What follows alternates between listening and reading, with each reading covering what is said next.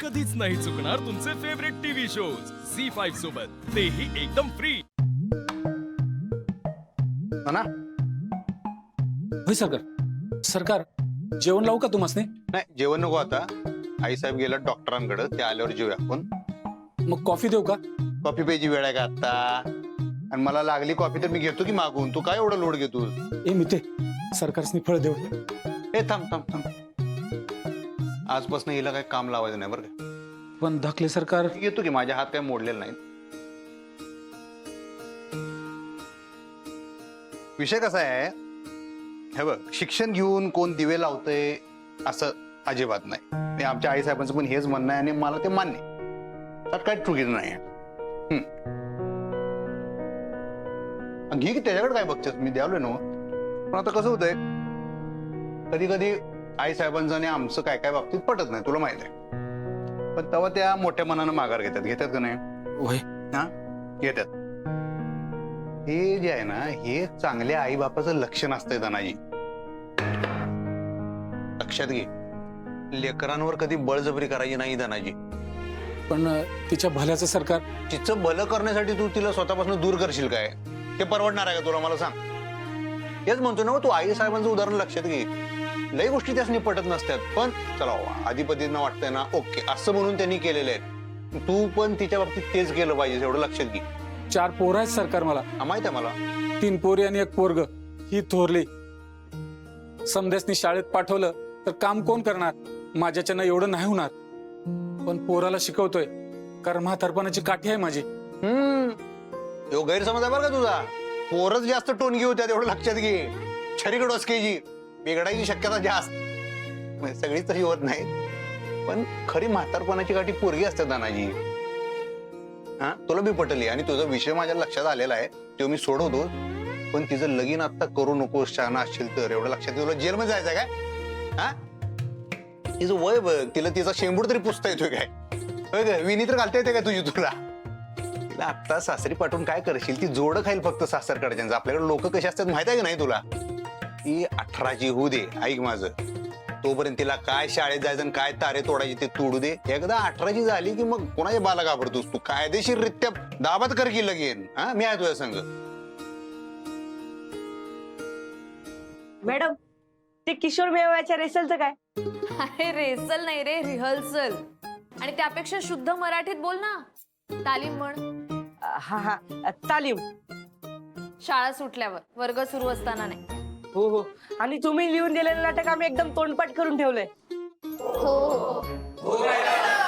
अरे वा, very good. पण तरीही शाळा सुटल्यावरच. आऊ म्हणू तरी का आता?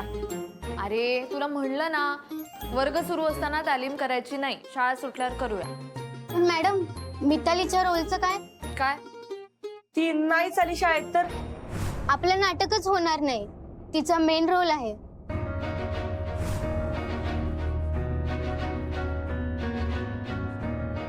मॅडम. हा, तुम्ही करा नाटकाची तालीम. पण किशोर मेळावा होणार. दरवर्षीप्रमाणे ह्या वर्षी सुद्धा आपली शाळा किशोर मेळाव्यात भाग घेणार. बस बस बस, चला आता बसा दोघ जण खाली, मला हजेरी घ्यायची.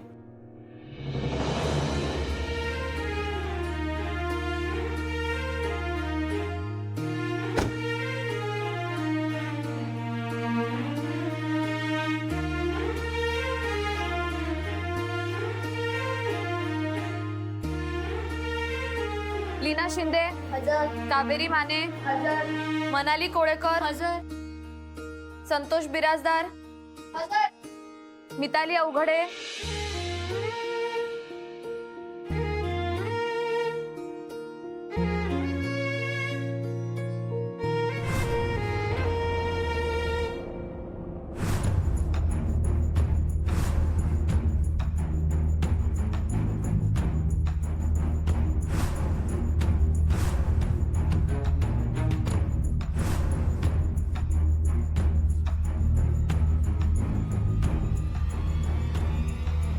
मॅडम हजर.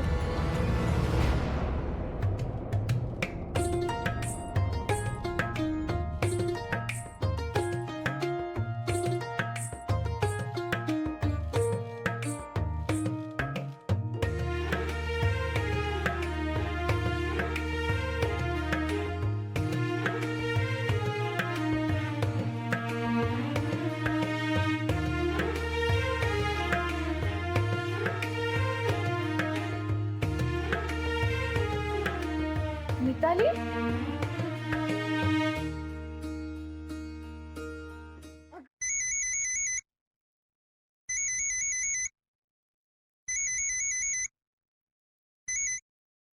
हॅलो, राजीनामा दिलास?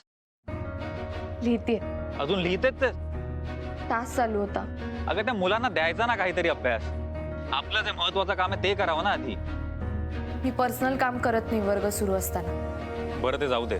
ऐक, बाबांनी त्या इंग्लिश मीडियम शाळेत फोन केला होता, पण त्यांना ना तिकडे मराठी शिकवणारी शिक्षिका नकोय, तर भूगोल शिकवणारी हवी आहे. तू भूगोल शिकवू शकतेस ना?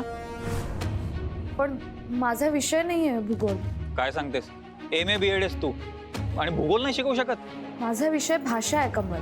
अगं तिथे भूगोल टीचरची जागा आहे, कळतंय का तुला अक्षरा? आणि आपलं ठरलंय ना की आता हेकेखोरपणा नाही करायचा म्हणून. अहो, पण कमल, मी जे सांगतो ते ऐक प्लीज. बाबांनी शब्द टाकलाय, त्यांचा शब्द पाडू नकोस. आजच्या आज राजीनामा दे आणि मोकळी हो. आणि त्या भुवनेश्वरी मॅडमच्या नादी नको लागूस फार. त्या भुवनेश्वरी मॅडम जीव काढतील ना तुझा.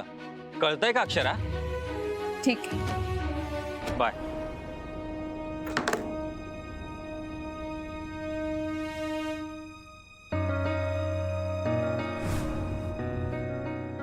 मॅडम, तुम्हाला मुख्याध्यापक सरांनी बोलावलंय. हा, मी 5 मिनिटात आले. बर.